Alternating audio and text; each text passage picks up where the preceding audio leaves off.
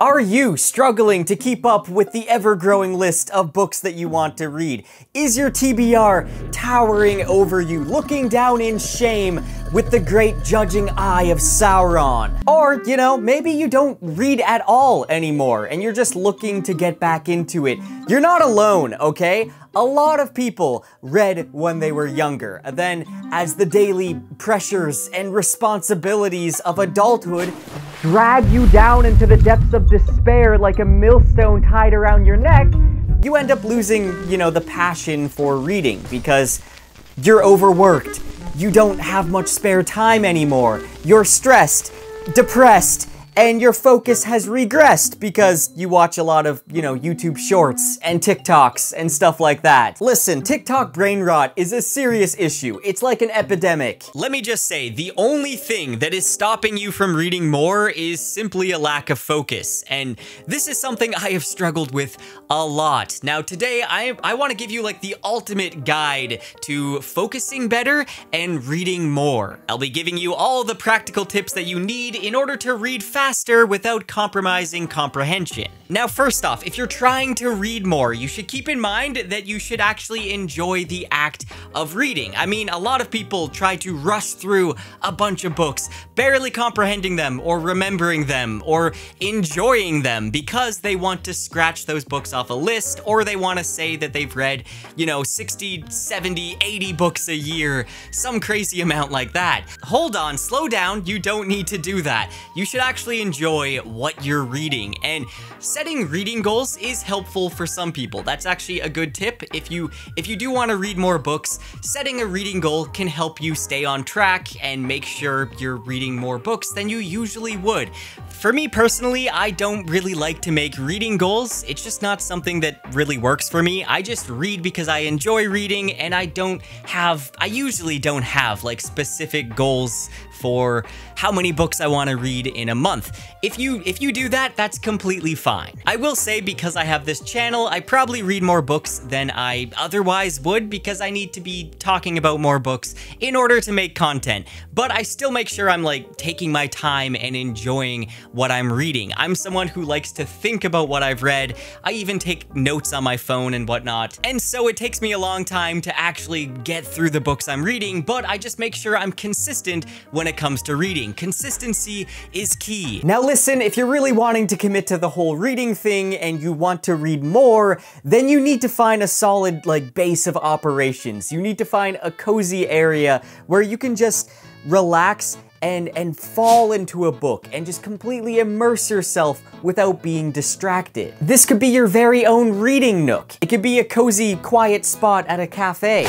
or even a cozy spot under a tree in a park. Comfort is key. If you're gonna lose yourself in a book, you're gonna be in one spot for a while, so you want to make sure it's comfortable. After all, it's going to be hard to concentrate on all the intricacies and the plot twists of the recent thriller you've been reading if you're more so focused on the fact that your chair feels like it's made out of concrete. Another very important tip is that you should try scheduling your reading, because we always have those hours of the day when we're at our best. Whether you're a morning person or you're a night owl, find your prime time of focus and dedicate a small portion of that to reading, whether it's 30 minutes, an hour, however long you want to read. But make it so it's non-negotiable. Set it in your calendar. And speaking of like productivity and keeping things organized, now if you're like me, then juggling multiple projects and deadlines can get kind of overwhelming at times. I like to have a bit of structure there, or else I'm gonna end up procrastinating. And that's why I'm excited to introduce today's sponsor, AkiFlow, which is a game changer for those that want to enhance their productivity and their time management. So this is AkiFlow. This is a time blocking platform that is meant to streamline your task scheduling processes. So whether you're a creative juggling a bunch of projects like I am, or you're a business owner, or you're even working in the corporate environment, AkiFlow is going to help you just stay focused and achieve your goals. One of the standout features, if I go up here to integrations, is that AkiFlow seamlessly integrates with tools like Google Calendar, Gmail, Notion, Asana, and so much more. You can even integrate more tools using Zapier or IFTTT, like Discord and YouTube, and It's so great just to have everything that you need for like your calendar, for scheduling, for tasks, all in one place. It is a huge time saver. Now, honestly, I've never really like done daily schedules and stuff like that, but Akiflow makes it so simple. And by blocking your time, it's going to reduce procrastination, and it's just going to help you stay focused. Go up here, add a new task. Say I want to add in free time. I mean, if I schedule that in, it's going to help me not procrastinate when I shouldn't be. So all I have to do is drag it from the universal inbox here onto the calendar. Then if I want it, you know, to go longer, let's just drag this. Now it's 45 minutes. And I gotta say, this visual planning method, it helps you stay focused and stay on top of your day. You can also set tasks to repeat. So for instance, I want to focus more on writing my novel, and also I want to give myself time to read. And within that, say if I click on novel writing, I can add more tasks to that. So I have research, I can put world building, or whatever tasks that I need to group together. Blocking in that time every single day and staying accountable is going to help you build good daily habits. Here's a specific video I'm working on. I can go and add the tag YouTube. So now that will pop up in that section and keep everything organized. Another thing I really like is the command bar. Now you can just press Alt space or Command space to open up the command bar. And then from here, whether it's a quick note or a detailed task, the command bar has you covered. When you complete a task, all you have to do is check it off and you're set. One of the best parts about Akiflow, in my opinion, is the exclusive one-on-one onboarding call that they offer. This is a personalized session that just helps you get the most out of the platform right from the start. So why wait? Take control of your schedule and boost your productivity by time blocking. Try Akiflow today and get 30% off for 12 months using my link in the description. And a huge thank you to Akiflow for sponsoring the video. Back to the video. Listen, if you're wanting to read more, I'm gonna recommend that you start reading in every format. Now, there's obviously something undeniably magical about the tactile sensations of reading a physical book. The smell of the pages, the rustle as you turn them, the visual satisfaction of like seeing your progress as you're reading. All of this contribute to the deeply immersive experience that readers cherish. It's that sensory engagement that's really hard to replicate when it comes to digital formats. But I'm gonna try to convince you to start reading in all formats, because if you're wanting to read more, then reading in other formats is gonna open up so many other opportunities where you can read at times when you don't really have a physical book on hand. So first off, we need to talk about ebooks. I used to be against ebooks. I hated them. I downloaded some books on my phone and I couldn't focus. Probably because, you know, the blue light and also notifications popping up and stuff like that. There was too many distractions and it just wasn't as satisfying as reading a physical book.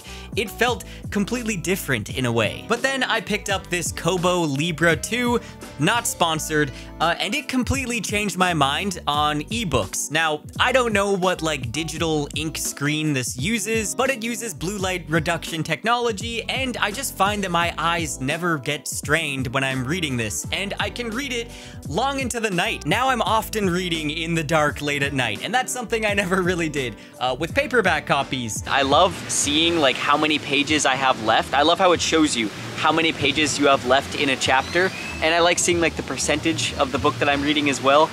So far, I am really enjoying using an e-reader. I'm really surprised. I've never used any of these before. Honestly, this might be my favorite way to read now. Also, this specific e-reader has these page-turning buttons, which is something I find so useful. I'm also finding that I really like having the buttons on the side because it makes it easy for just one-hand reading. You can just tap the button.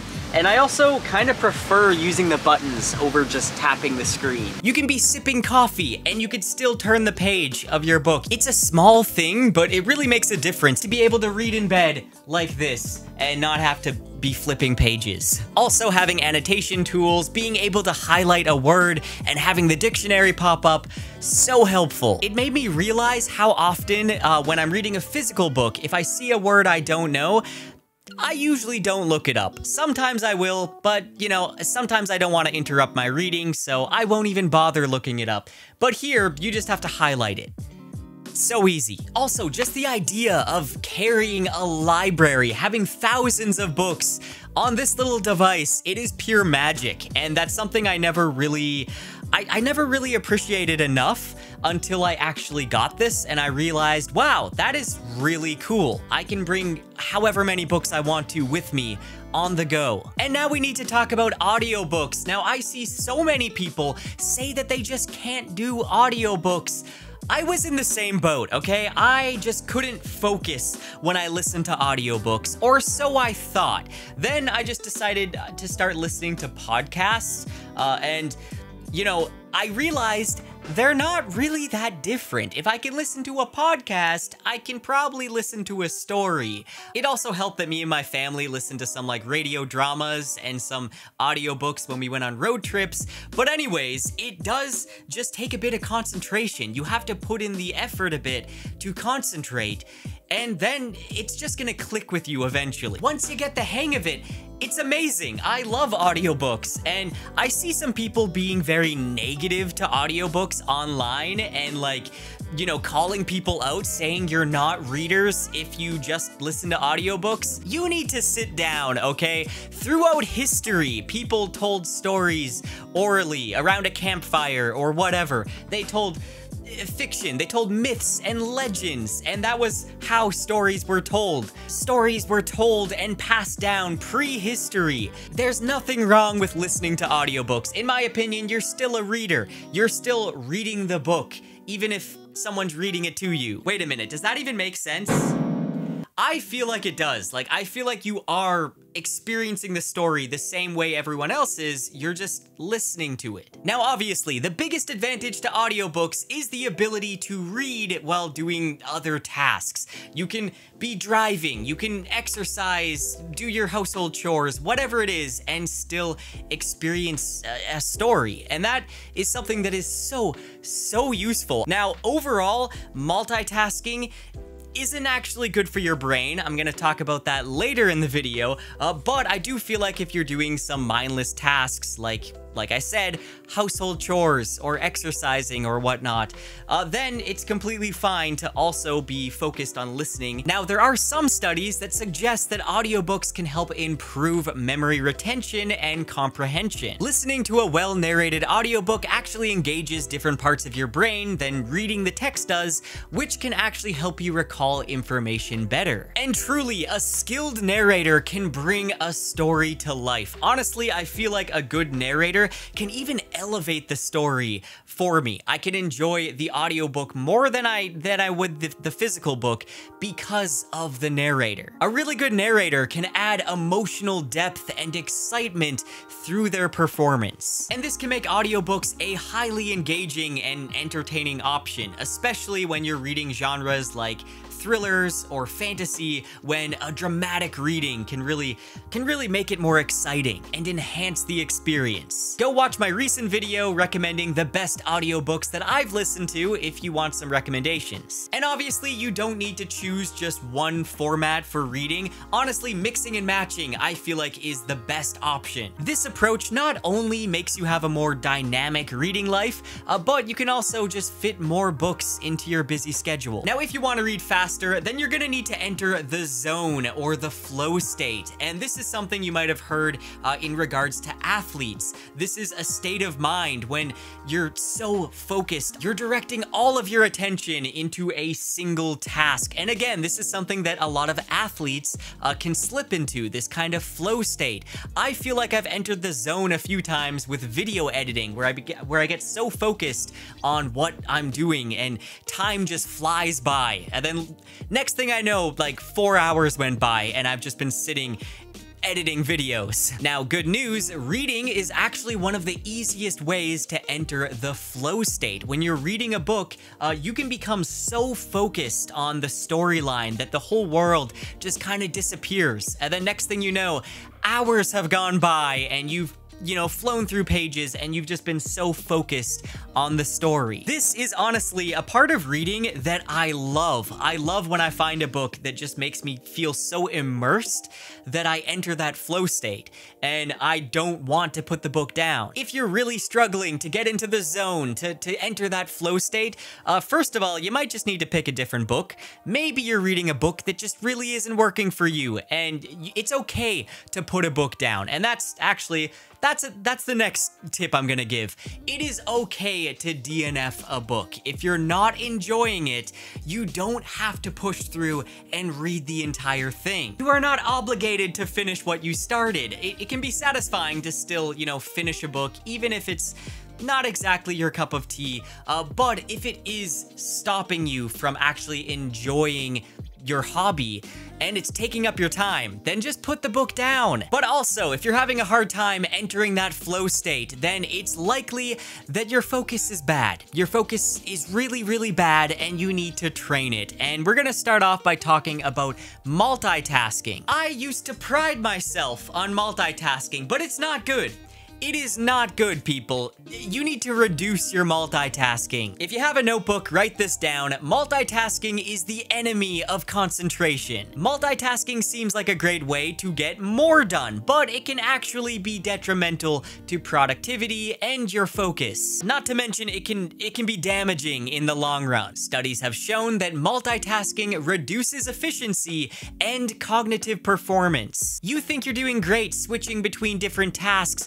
Little do you know that every single time you do that, your brain has to switch. It has to reset itself every time, even if you're not noticing it. And obviously, this is going to reduce your productivity in the long run, and it can actually cause mental fatigue. And if you're multitasking all the time, it's literally going to mess up your brain, and you're going to have to try to rewire it by focusing on one task at a time, okay? Especially something as cognitively demanding as reading. It's going to allow for deeper understanding and better retention of information. This means you need to get rid of distractions. Now, I don't know about you, but my phone is my biggest distraction. And for a long time, I was letting it distract me from reading. I would go and check my notifications. I would pause my reading and just decide to scroll through Twitter or TikTok or YouTube or whatever. And hours later, I realized, oh yeah, I was supposed to be reading. So then I started putting my phone on silent or even putting it in a different room, and that did make a big difference. However, I am gonna contradict myself here. My personal tip for if you're having trouble focusing is to try reading in an area that has a lot of noise. Now, that might seem counterproductive, but I have found that silence and quiet makes me get lost in my own thoughts. And then I start thinking about checking my phone or something like that. But if I put on a little bit of background noise, maybe some ambiance or some reading music, some sort of background stimuli that can just help me stay focused. And this isn't going to work for everyone. Some people find any type of noise when they're reading to be distracting, and that's okay. You need to find what works for you. This is what works for me. I often like to put on some reading music that is kind of themed towards what I'm reading. Oftentimes I'm reading fantasy, so I like to put on some type of fantasy music in the background. I would recommend the Lord of the Rings soundtrack. The World of Warcraft soundtrack is one of my favorites to listen to. Final Fantasy music, fantastic to listen to when reading as well. The Witcher 3 soundtrack, amazing. Or even some more calm, like lo-fi music or like concentration music. That's great as well. And hey, I've actually been putting together like compilations of all this fantasy music with fantasy graphics and animations and compiling it all into these 1-hour reading music videos. And I've been posting that over on my Patreon for all my patrons. So hey, if you want to help support the channel more and you also want to get some reading music, then you can check out my Patreon. Listen, it was the perfect time to plug that, okay? To be honest though, like like the support on Patreon. It means so much to me. That helps out the channel immensely. So I thank you guys so much over on the Patreon. You're all amazing. And I want to be putting up more like exclusive videos on there. Anyways, let's continue. I would recommend starting maybe with some white noise or just try reading in public and see if it does help you be more concentrated. And then maybe try, you know, some reading music or whatnot. Okay, sit down and listen up. If you're having trouble trying to read more, chances are your focus has become compromised. I'm going to be teaching you some ways on how to train your attention span. Our attention spans are under constant attack by social media, by Netflix, by whatever else that's distracting you, especially short form content. Let's be honest, a lot of us are constantly online, and a lot of people are getting TikTok brain rot. We're so used to endlessly scrolling and watching shorts and videos that provide, you know, a brief dopamine burst, but then pretty soon we forget about it and they don't really hold much value because we just move on to the next thing. Listen, you have a chance. You can combat this by training your brain. You can ease your brain into the habit of extended focus by starting with long form content. Maybe instead of endlessly scrolling through shorts, start watching some video essays or some podcasts, something that provides a bit of value. Or, you know, start watching some of my longer videos, like this 36-minute video on some of the best epic fantasy out there, or this 28-minute video that's a massive deep dive into the origin of the Cosmere and that I spent way too many hours putting together.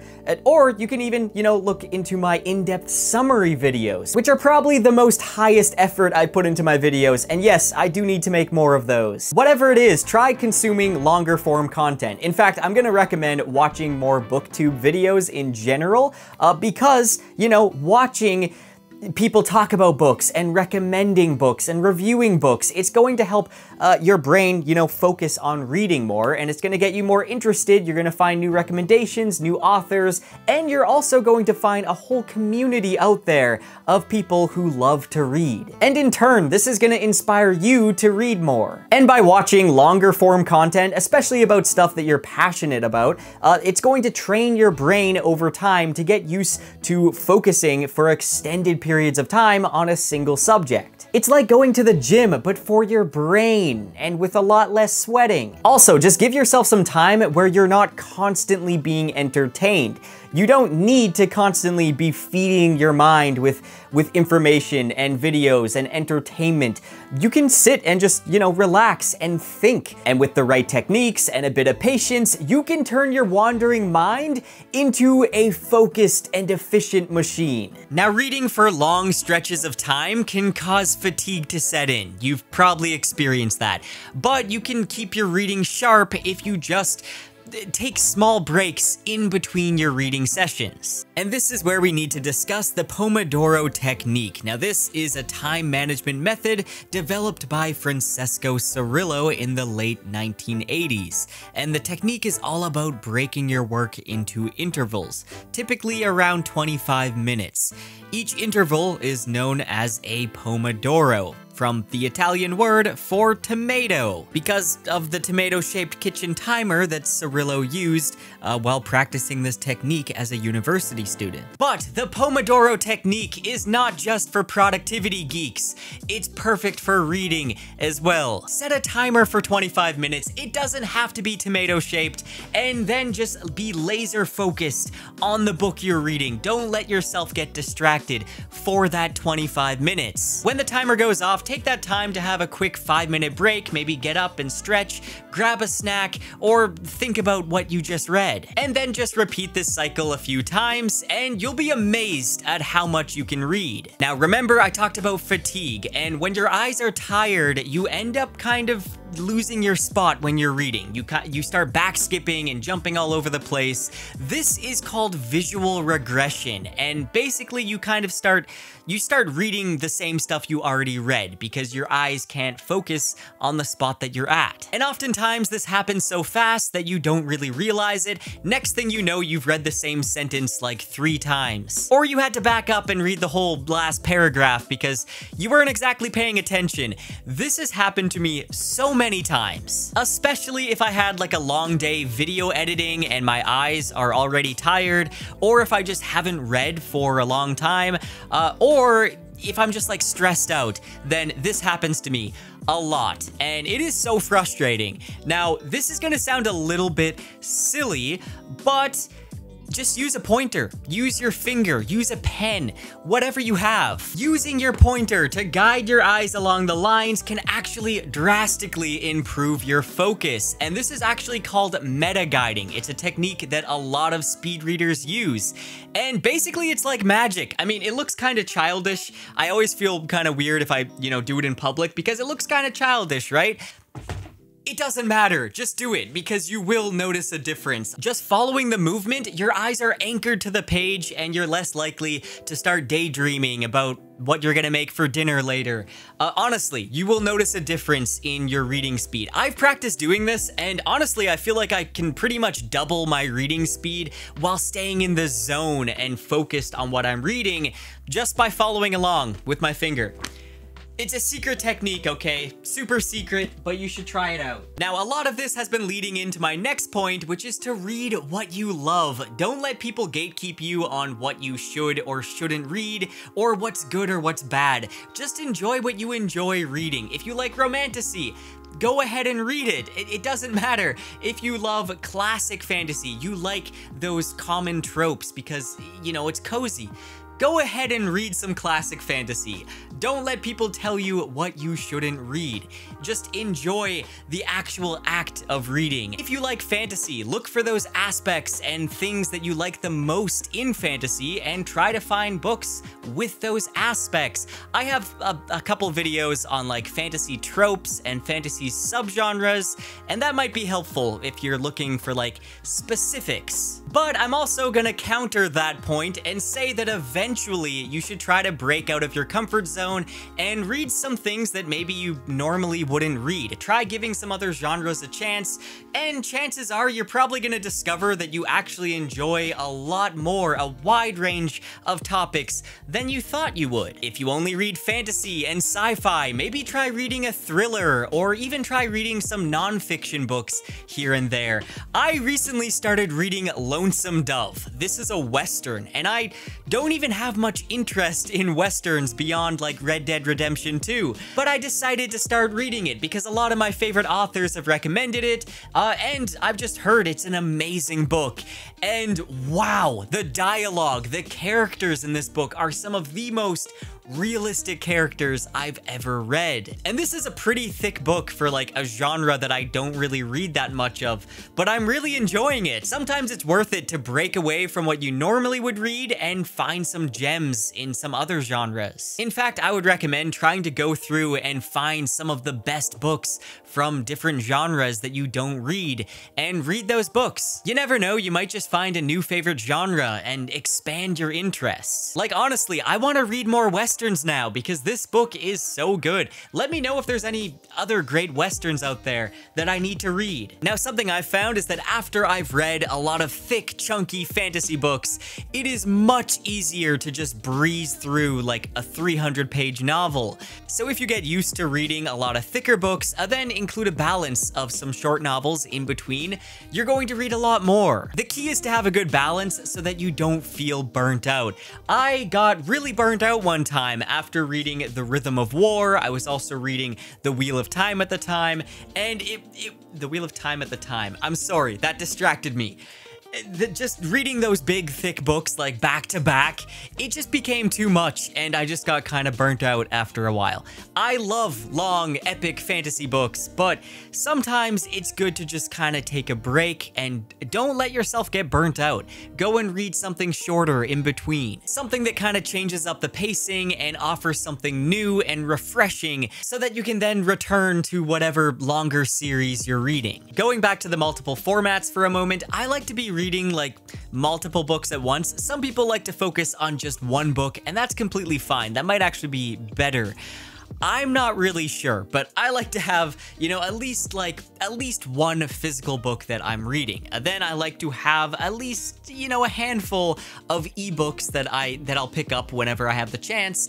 Then I also have some audiobooks, like probably around 3 audiobooks that I like to be listening to.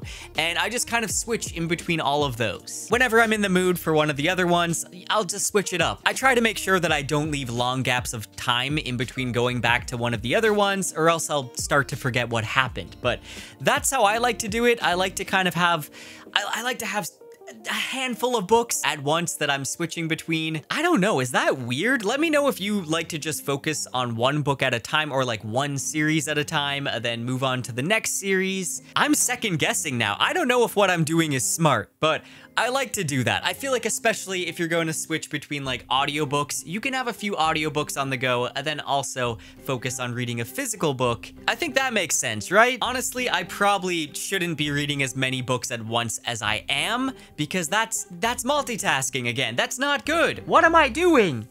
No wonder it takes me so long to finish the books that I started. I need to cut this out. Anyways, enough of my crisis. Okay, now another tip that I want to go over, and this is something that is obviously just beneficial for many parts of your life, and that is exercise. I'm the first one to admit that I go long stretches of time without exercising. I mean, I'm focused on video editing and making videos, and then I forget that, oh, I've been sitting at my computer desk for days, and I've barely gotten up. I'm exaggerating a little bit, but there are times I've noticed that I really haven't been exercising, and during those times, it is very noticeable that my focus has depleted. I mean, I can really notice that not exercising has a big effect on me, but as soon as I start getting into a better routine and I try exercising every day, every second day, whatever it is, at least going for walks or something, I just find that I'm able to focus a lot more. And after doing a good workout, I can actually sit down and read for like 2 hours, when before that would be very, very difficult to try and, you know, concentrate for that long without getting distracted. So exercise is a huge key, huge tip that you guys need to consider doing. And obviously, of course, exercise is just good in general. It's good for everything, but especially when it comes to if you're trying to increase your productivity, if you're trying to strengthen your focus, and overall, you know, just be healthier and everything. And yes,